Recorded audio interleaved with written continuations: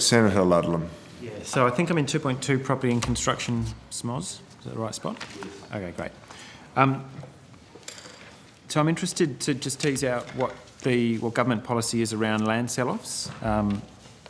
Land sell-offs to date, and then I want to get to the new surplus Commonwealth property divestment program that was announced as part of the budget measures. I've not been able to find a complete register of the Commonwealth estate that exists. We've got a register of surplus Commonwealth land potentially suitable for housing and community outcomes that Finance has on its website, which has some details of properties that are potentially suitable.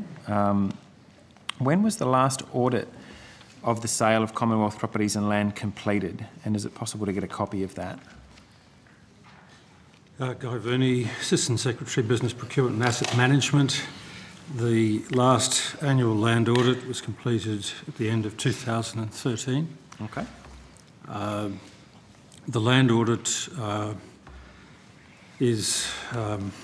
contains information of a general kind and specific kind, and as a result, we haven't released that report publicly.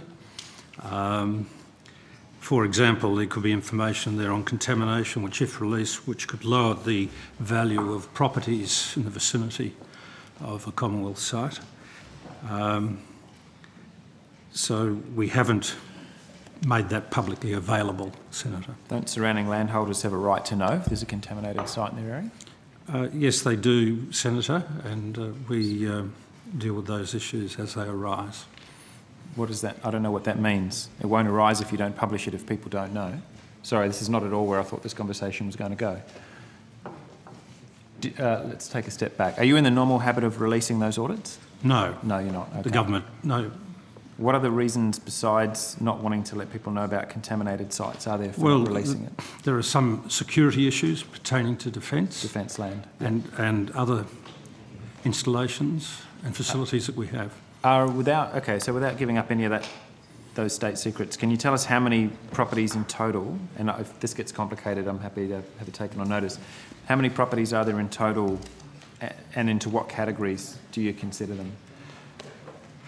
I'll have to take that on notice. I don't have that information here, Senator. I'm presuming it's into the hundreds or maybe even the low thousands. Senator, I'll come back to you. Yeah, if you can. So what I'm after specifically, again, without compromising the issues that you've put to us, how many are they? Where are they? Just to within the nearest postcode even. And how do you categorise their different types of land? Thanks. So the Finance Department site currently has a list of 16 surplus properties that are available for housing and community outcomes. So that's published at the moment. So I'm presuming that's a short list off a much larger list. Are you able to provide us with an update, and again on notice if necessary, of where each of these disposal processes are up to and what affordable housing outcomes will be achieved for each? We're updating that information at the moment, Senator. Great. As we speak. And the table will change in the light of that updating.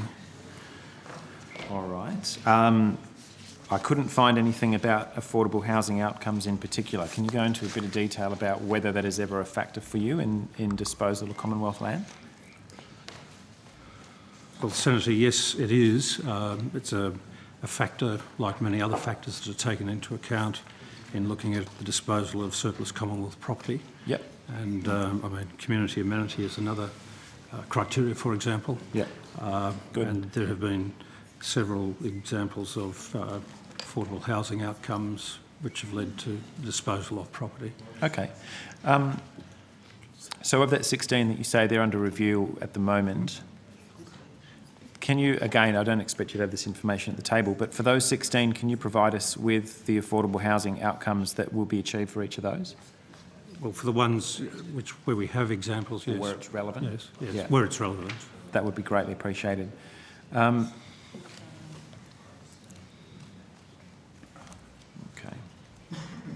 So that goes to the processes that were afoot now. So let's move to what's happening, the new surplus divestment program, this small government ideology that's been coming to the fore since the budget. And An initiative to sell off, I understand, 40 surplus Commonwealth properties. There's some values that are attached to that. Non-defence surplus properties, I gather. Are you able to table for us a list of what those 40 surplus properties are, where they are? Senator John Owens, First Assistant Secretary of Property and Construction. As we've indicated earlier today, we're not in a position to table that list just at the moment, but we've certainly agreed to take that on notice. Somebody asked you about this already? Yes. Yeah, we had quite a long discussion pre-lunch, Senator. Okay. Just for my benefit then, so I don't have to go back to the transcript, is it just technical reasons that the list doesn't exist, or am I trespassing on national security again? No, it's not national security. It's Tell around here. it's a list of around 40. Yeah. And we used that list to identify what we thought might be the savings. They're estimates, of course. We need to do due diligence on a number of those, not all of them, but some of them.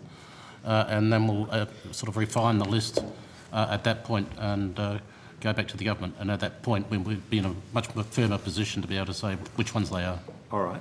So you've obviously you've run a ruler over these things. 22.5 million's a reasonably specific number. Yeah. So what is it that's not yet done that list can be put into the public domain? Well, we've done the due diligence on the property itself to see if for example, whether there's contamination or anything like that on some of them, but not all of them. We're sort of, I wouldn't say guessing, but we're estimating valuations at this point. Obviously, they'd need to be firmed up as well. But we need to do that work before we can actually firm up on the program. All right, I don't know if this has to go to Senator Ronaldson, but any idea how long that process is likely to take? Probably, we talked about 6 months or so, didn't we? Yeah, Well, okay. it's A while. The program as a whole is a 3-year program to try and divest Yep. ourselves of these and whatever other properties we can identify. But in terms of finalising the list for public release, I guess some months. Okay.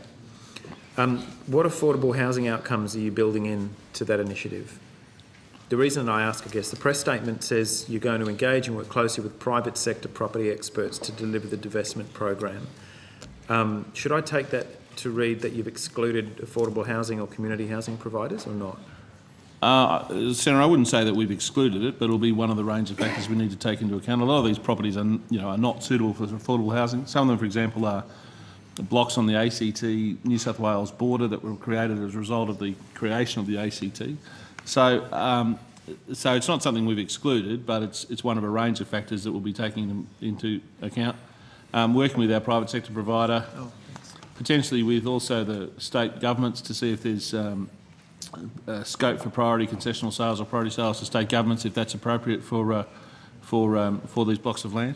So it's not something, we're not, as I say, the amount of thinking is not down to the specifics of each particular property, and we're hoping to get our advice from a private sector provider that will, a partner that will give us advice on the best outcomes to be achieved. Of the 40, would you want to hazard a guess as to how many might, and I won't hold you to this, but as to how many might... yeah, exactly. It's only going on the permanent Hansard record for all time. How many of those 40 might be able to derive some kind of affordable housing outcome? As tempting as that offer is, Senator, I think I'll decline it at this point. You ruined that for me. But not zero, presumably. They're not all out on the border between the ACT and New South Wales. No, well, we've got to look at what the block is, the nature, criteria, market value, all those sorts of issues, and the criteria that we would use in terms of disposing of it. And we can't preempt those decisions at the moment. Certainly, but can you be really clear for me? Is affordable housing one of your priorities that you'll be taking into account? Can I look for any outcome there at all? No, it's a criteria which we would address in looking at these. And whose advice would you take in adding that to the mix when you're working out what's priority place to sell and to whom? Well, we have in-house expertise in relation to this. We consult other departments and agencies in the Commonwealth. Most of your in-house and state and expertise. local. And state and local governments. I mean, to form a view on that Okay. particular matter. Maybe if I could take on notice, and I mean you can see where I'm going, the press statement just says private sector property experts. They're not necessarily in the affordability business. No, but Be quite reverse. Senator, the private sector experts are engaged to assist us in looking at market conditions, the marketing of blocks, but the decision about what to do with the blocks will be made by the government. Okay. Potentially a bit of a windfall here for someone. Sorry, someone trying to jump in? No. Could you maybe table for us, if you don't have them here, what other criteria you bring to bear? If you've acknowledged affordable housing's one for a suitable block, what else is there? On the finance website is the Commonwealth Property Disposals Policy. Yep. And it does set out a number of criteria. So, for example, I mentioned community amenity. Yeah. There's the value for money consideration, the return on investment. All those sorts of issues are taken into account. Okay, so those criteria, what you'll bring to bear for this new tranche of 40, and It's then a however business many others. decision. Yeah. And the government makes that decision. These experts that are referred to in the press release, how are they appointed and how do you guarantee their independence? Oh, well, they won't. Senator, we'll go through a procurement process to select them. So there'll be people in the real estate, marketing, legal, consultancy services to provide us with assistance in how to best get the best outcome from this process. Has that procurement process started? It makes it sound like you're not there yet. No. When does that kick off? Well, we're sort of assembling the team within the department, and we'll need to develop a statement of work and then go through the procurement process. So, again, over the next couple of months. Okay.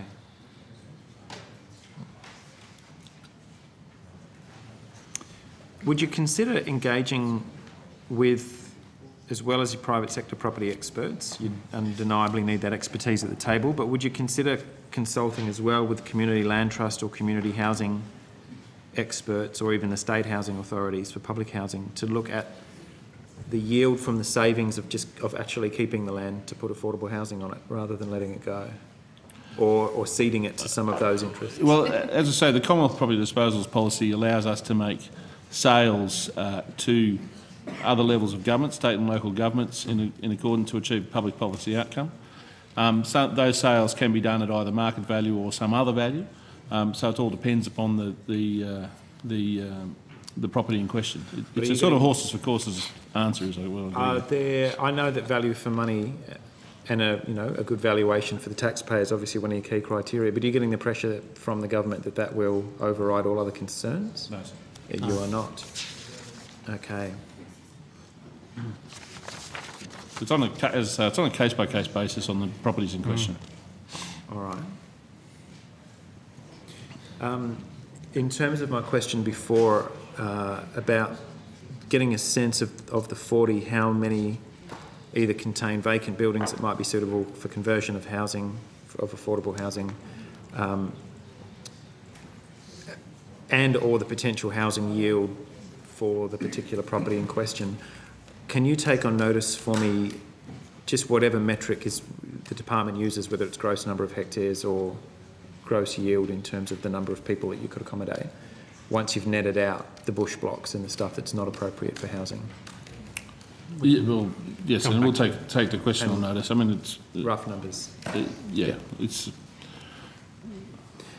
What? Senator, it is. Yeah, go ahead. It is very much horses for courses. There will be some areas, quite frankly, where it won't be suitable for housing. There will be some areas which will require very, very substantial remediation. So there are a whole variety. You can't just assume that every block of land is going to be available or right for housing development. So no, these guys have made that point. I mean, we don't want to put affordable housing on contaminated sites either, or if it's remote from services, or that's all fine. But I don't even know with a order of magnitude what we're talking about in terms of dwelling yield or hectares or anything. What legal or regulatory instrument is Commonwealth property divestment covered in? Lands Acquisition Act. Lands Acquisition Act. The Lands Acquisition Act is the principal legislation under the Constitution to give effect to Section 5131, and it deals with the disposal of property and the acquisition of property interests. Thank you. See, I'll learn something when I come to estimates. You can snigger. No. Now the seller. What's that? No, they weren't sniggering at you. Just for a change. No. I'm not used to that. I was. I'm used to that. The sell-off was a recommendation of the Commission of Audit. The Commission did recommend creating a central register of surplus properties. Does such a thing exist? Is that? Senator, we're looking at that recommendation. Yeah. We do have databases, but I think the notion that you would want, if you like, a wall book of data like that isn't really appropriate, because it's what is the purpose of that information and data, and what are the questions that you're asking about to inform your decisions. I think the Commission of Audit got a lot of things utterly dead wrong, but that was one that sounded reasonably sensible to me. Well, yes, it sounds sensible in terms of having a central control, but what is meant by that, given that you have different issues to deal with and different interests to deal with. I mean, there's office accommodation, there's land, there's contamination. How do you pull all of that together? Having a complete database on all of that is really very difficult to do. Just because some of it's buried in defence and some of it in defence housing, and is that? In trying to put all of this together, in putting that together, and all, if you say used ICT mechanisms to do that, that is extremely difficult to do. Interesting. Okay. But that said, we are going to do some work to try and fill in the gaps and build our databases to include additional information. The point that Dr. Verney's made is that sometimes in combining data you can actually dilute its power by throwing too much together that's not comparing like with like. So we just have to be careful in how we go about filling those gaps. Okay.